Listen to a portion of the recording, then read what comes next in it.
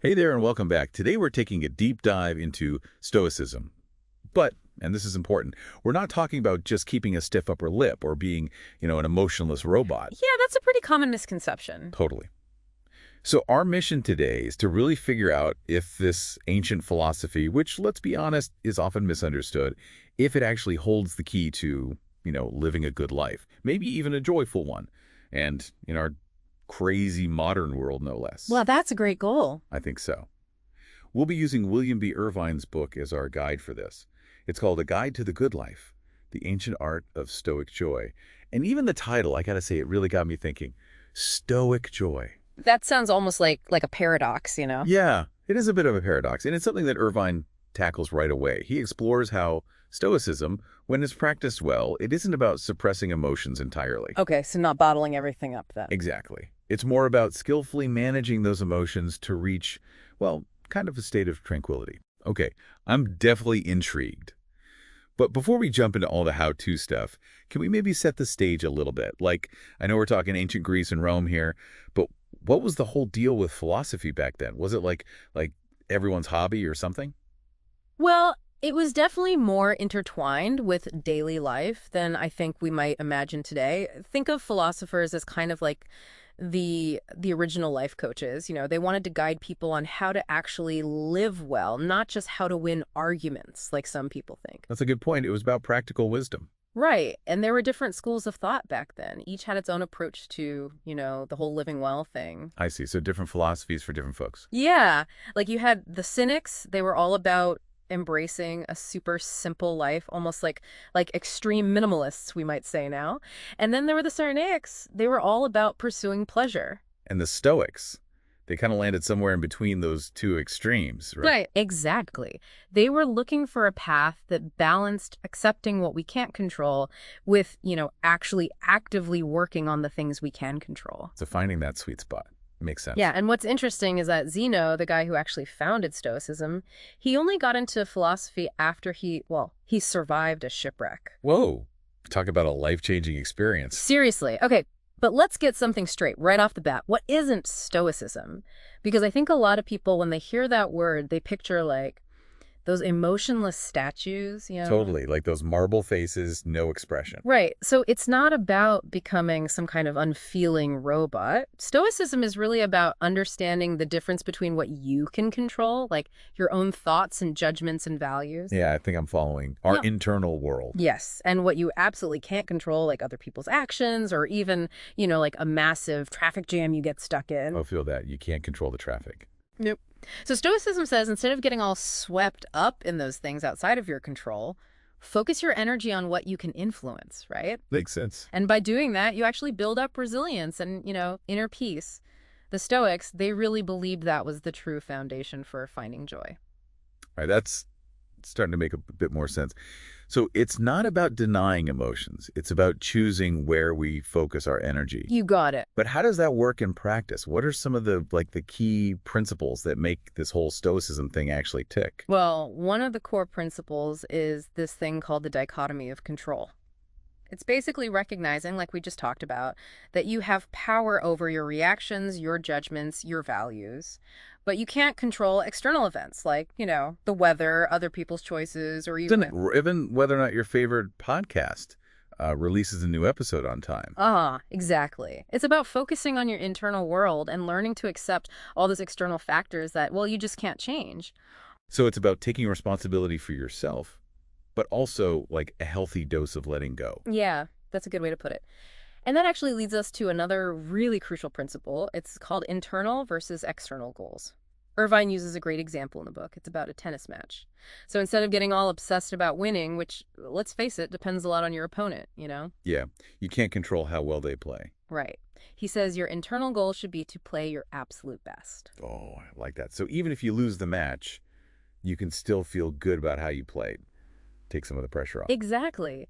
It reframes what success actually means.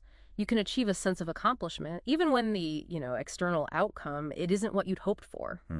It's about focusing on the process, not just the result. I like that. It is. It's a subtle shift, but it's powerful. Yeah. And it can help you approach challenges differently.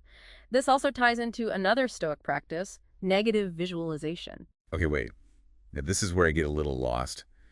Why would I want to, like, imagine bad things happening? That sounds kind of counterproductive to, finding joy. I know it sounds a bit strange, right? But bear with me.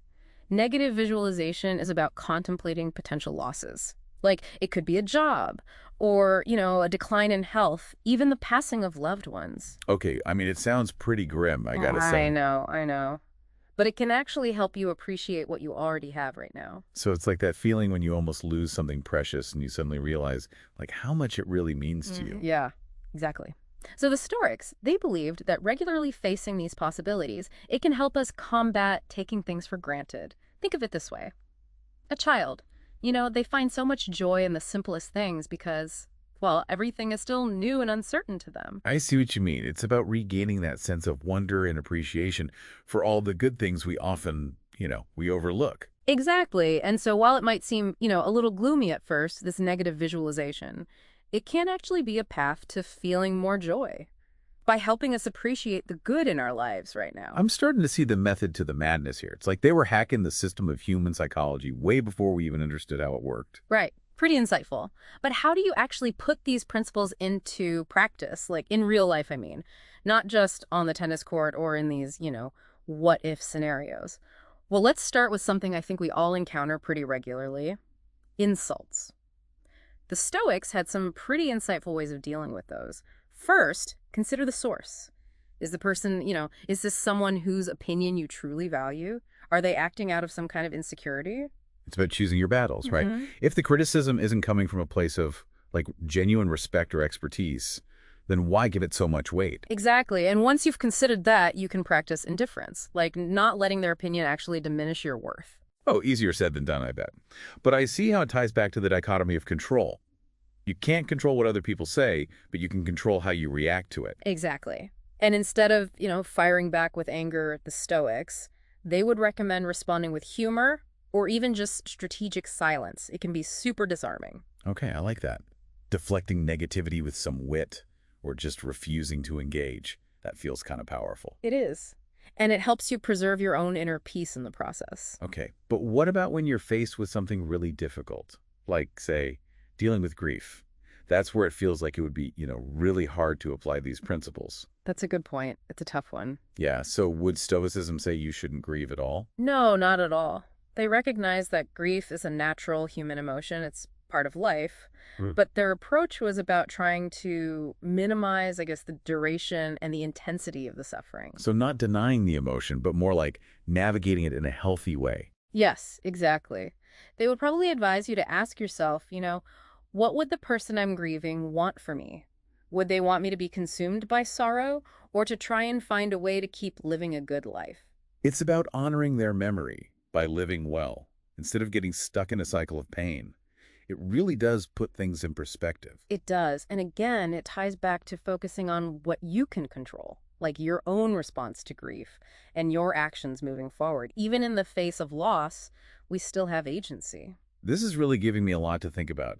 It seems like Stoicism is way more nuanced and practical than I initially realized. But I have to admit, I'm still struggling a bit with how it applies to our modern world, especially with all the emphasis on fame and fortune. Those are some pretty powerful forces pulling us in the opposite direction. Absolutely. It's a really good point. And it's definitely a topic that Irvine explores in depth. The Stoics, they weren't against wealth, but they did caution against getting too consumed by material possessions and, well, luxurious living, let's say. Yeah, they probably wouldn't be big fans of social media then. Right. Like all those comparisons, the carefully curated, highlight reels, it's all designed to make us want more, to make us feel like we're not enough as we are. So true. It's like a constant bombardment of not enough. So how do you combat that? How do you resist getting caught up in that endless cycle of wanting more? Well, that's what we'll explore next. The Stoics had some surprisingly relevant strategies for managing desire in a world that's constantly, telling us we need more to be happy. So before the break, we were talking about how the Stoics approached, dealing with desire in a world that's constantly telling us we need more, more, more. Yeah, and it's tough. I mean, everywhere you look, it's a new gadget or like a better version of something you already have. It's hard not to get like sucked in. It really is. But the Stoics, they had some really interesting strategies for managing that desire. One was, well, to really focus on appreciating what you already have. Sounds simple. Yeah, it does. But I guess it's one of those things it's easier said than done. Totally. Hmm. But it's profound. Taking the time to really savor the good things in your life, big or small, it kind of shifts your focus away from what you feel you're lacking. It's that whole gratitude thing again, right? Yeah. Seems to be like a cornerstone of Stoic philosophy. It really is. Irvine, he actually mentions the study in the book. They asked people to list either things they were grateful for or things that were, bothering them. Okay, what happened? Well, the group that focused on gratitude, they reported feeling much happier afterward. It's like actively choosing to focus on the positive actually rewires your brain to be more content. Interesting. So it's a way to like train your mind to appreciate the present moment instead of always chasing something better. You got it. And another strategy they talked about was being really mindful of what you let into your mind. In today's world, that means being careful about what you're watching, what you're reading, and for sure, what you're consuming on social media. Oh, I see where you're going with this. Because all those carefully curated lives and products, they're all designed to like trigger that feeling of I'm missing out. Exactly. And that constant bombardment, it shapes our desires without us even realizing it. We start wanting things we didn't even know existed a week ago. Yeah, it's like those algorithms are like hacking into our brains and programming us to want more. Kind of, yeah. So being mindful of your media diet, what you let into your mind, that can be a powerful way to manage desire. It's about creating a mental environment that supports your values, not the values of, advertisers. Makes sense. It's like you clean up your physical space to feel calmer. You can do the same thing with your mental space by being choosy about what you let in. Exactly. And finally, the Stoics were big on moderation, not going to extremes, Yeah. whether that's indulging in too much pleasure or, on the flip side, punishing yourself with unnecessary hardship. So finding that middle path, that balance, seems like balance is a big theme in Stoicism. It really is. And it definitely applies to managing desires, too. Enjoy the good things, but don't let them, rule you. Okay, so appreciate what you have, be mindful of your mental diet, and practice moderation. It sounds simple enough, but I can see how it would take real, conscious effort to live that way, day in and day out.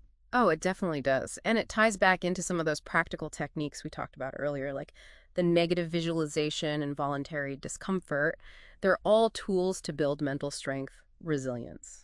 At first I was a bit skeptical about those, but now I see how they fit into the bigger picture. They're not just random exercises. They're ways to train your mind to deal with, well, the inevitable challenges of life. You got it. And the more you practice, the better you get at handling discomfort, at managing those desires. So it's like a muscle you're building. The more you use it, the stronger it gets. Exactly. And with a stronger mind, you're better equipped to, face challenges, make good choices, and ultimately live a more fulfilling life. But let's go a bit deeper on one of those practices. What are your thoughts on the whole, negative visualization thing? Honestly, it's still kind of unsettling to me. Why would I want to dwell on, like, bad things happening? It seems like it would just make me more anxious. I get it. That's a common reaction. But remember, the goal isn't to wallow in negativity or become consumed by fear. It's more about mentally preparing yourself for those potential setbacks. So when or if they happen, they have less power over you. So it's like taking the sting out of the unknown by, like, facing it head on. Precisely. And it can help you really appreciate the present moment. If you imagine the possibility of losing something, it can make you realize how precious it is right now. Okay, I'm starting to see the logic. Yeah. But how do you actually do negative visualization without, going into a total spiral of doom and gloom? Any guidelines? For sure. First, keep it brief. You don't need to spend hours dwelling on, worst case scenarios. A few minutes each day is plenty. Like a mental fire drill. Exactly. And try to approach it with a sense of detachment, like you're an observer, watching a movie. Don't get all caught up in the emotion of the imagined scenario. So it's more of a mental exercise, not an emotional one. Yes.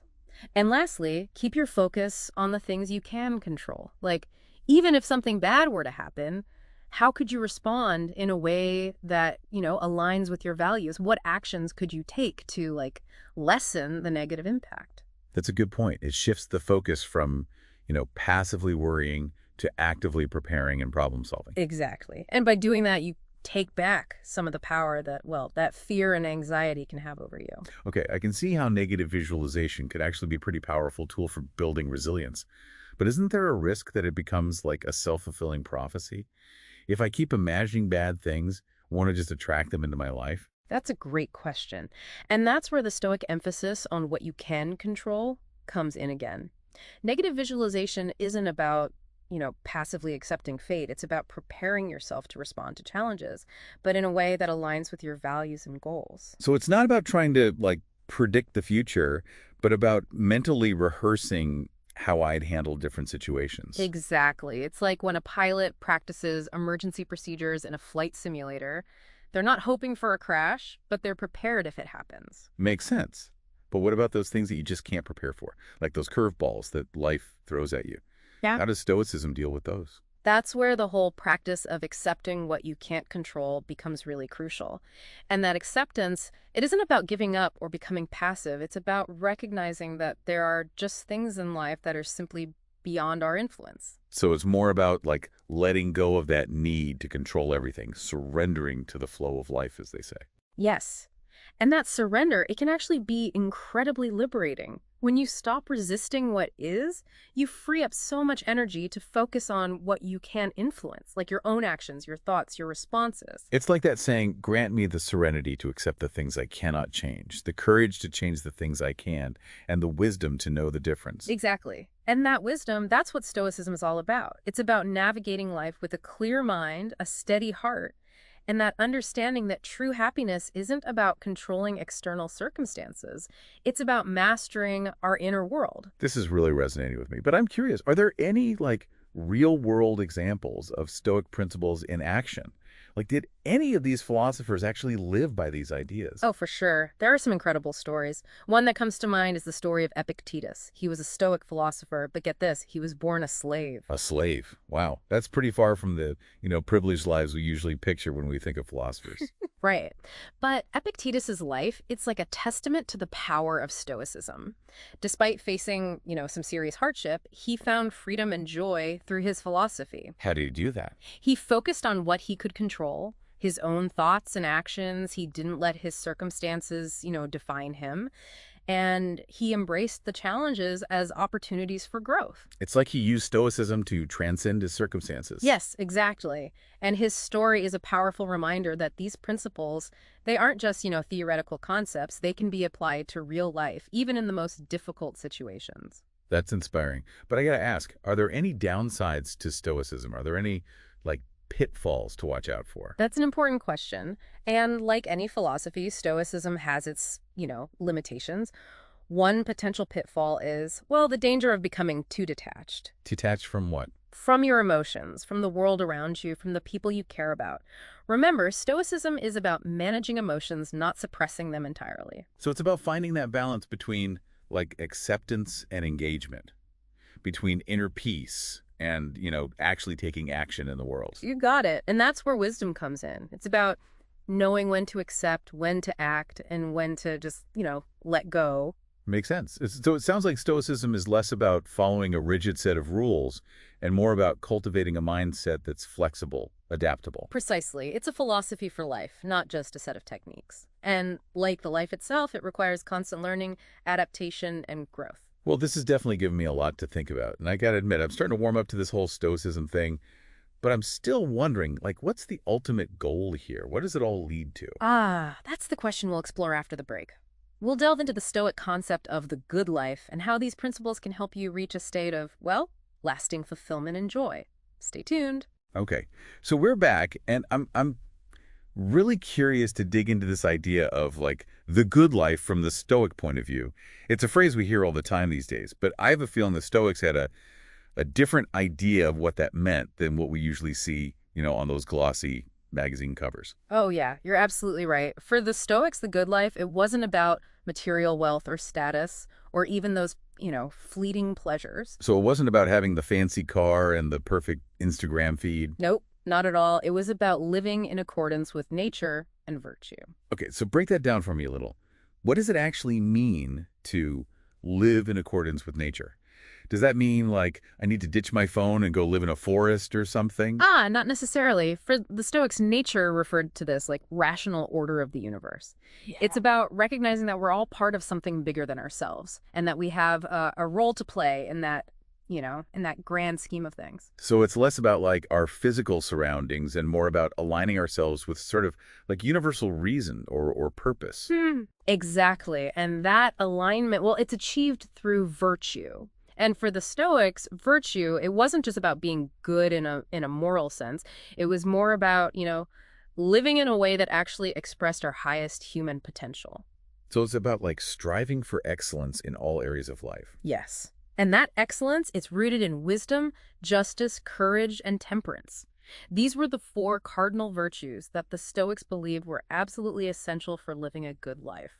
Wow, those are some pretty lofty ideals. But how did those virtues actually play out in our, day-to-day lives? Well, let's just take wisdom, for example. For the Stoics, wisdom, it wasn't just about accumulating knowledge. It was about using that knowledge to make good judgments and to live a life that's in harmony with nature. So it's about applying what you know to make, like wise choices, both big and small. Yes, and those choices are guided by the other virtues too. Justice, that means treating others fairly, upholding what's right. Courage, well, that means facing challenges with bravery, even when it's tough. And then temperance, that means practicing moderation, self-control, not letting our desires, control us. It sounds like a recipe for a really balanced and fulfilling life. But I'm curious, what did the Stoics say about those things that are often seen as like the hallmarks of a good life in our modern world? Right. Things like success, achievement, even happiness. They weren't against those things, not at all, but they recognized that ultimately those are external factors, things that are outside of our control. So it goes back to that dichotomy of control, right? Exactly, and that's where their concept of preferred indifference comes in. Preferred indifference. Okay, that sounds a little contradictory. I know, it sounds kind of strange, but it's a key concept in Stoicism. Preferred indifference are those things that are, well, they're generally good to have, like health, wealth, success even, but ultimately they're indifferent to our true happiness. Meaning they don't actually guarantee happiness. Right, you can be super wealthy and completely miserable, or you can be, poor and joyful. It really depends on your mindset, how you choose to see and respond to your circumstances. So it's about focusing on what you can control, like your inner state, rather than getting caught up in, chasing after all those external things. Exactly. And that's why the Stoics believed that true happiness, what they called eudaimonia, it wasn't some like fleeting emotion. It was a state of flourishing that comes from, well, from living a virtuous life. It's a happiness that's grounded in something deeper and more lasting than just, feeling good all the time. Yes, and it's a happiness that's available to everyone, regardless of their external circumstances. That's a really powerful message. But what about those times when, when life throws you a curveball? When you experience loss or disappointment, even tragedy? Can Stoicism really help in those moments? The Stoics believed that even when we're facing adversity, we can still choose how we respond. We can choose to let those events, break us, or we can choose to find meaning and growth in them. So it's about finding that inner strength to rise above our circumstances. Yes. And that strength comes from understanding that those events, even though they're painful, they're part of the natural order of things. It's about accepting that loss and change are just inevitable parts of life. Exactly. And that acceptance, while it's definitely difficult, it can ultimately lead to a deeper sense of peace and even gratitude. Gratitude, even for the tough times. Yes. Gratitude for the opportunity to learn and grow, to become more resilient. The Stoics believed that even our struggles can be sources of, wisdom and strength. That's a really interesting perspective. It's like reframing those challenges as opportunities for transformation. Exactly. And I think that's what makes Stoicism so relevant today, even though it's, an ancient philosophy. It offers a framework for navigating all the ups and downs of life with grace and resilience and, yeah, even joy. Well, I have to say, this deep dive has been incredibly eye-opening. I definitely came in with a lot of, preconceived notions about what Stoicism was all about. Yeah. But I'm leaving with a whole new perspective. I'm so glad to hear that. It's a philosophy that continues to resonate with people, across cultures and centuries, because it speaks to something really fundamental about being human. That desire to live a good life, to find meaning and purpose, and to face challenges with courage and wisdom. And what I really appreciate is that it's not about, following a rigid set of rules. It's about cultivating a mindset that can help us navigate all the complexities of life with more clarity and peace. Exactly. And I think that's something we can all benefit from, no matter what our background or beliefs are. So as we wrap up our deep dive into Stoicism, is there one key takeaway that you hope our listeners will walk away with? I think the most important thing is to remember that true happiness, it doesn't come from external circumstances. Yeah. It comes from how we choose to perceive and respond to the world around us. It's about mastering our inner world, not trying to, control everything out there. Exactly. And the Stoics, they offer a wealth of wisdom and practical techniques to help us do just that. Well said. And if you're listening and this has piqued your interest, I highly recommend checking out William B. Irvine's book, A Guide to the Good Life, The Ancient Art of Stoic Joy. It's a great place to start exploring the world of Stoicism and how it can, apply to your own life. And just remember, as Epictetus said, the key is to keep company only with people who uplift you, whose presence calls forth your best. So true. Surround yourself with people who inspire you to live a more virtuous and meaningful life. And never stop learning and growing and striving to become the best version of yourself. Beautifully said. Thanks for joining us on this deep dive into Stoicism. We'll see you next time for another exploration of the world of ideas.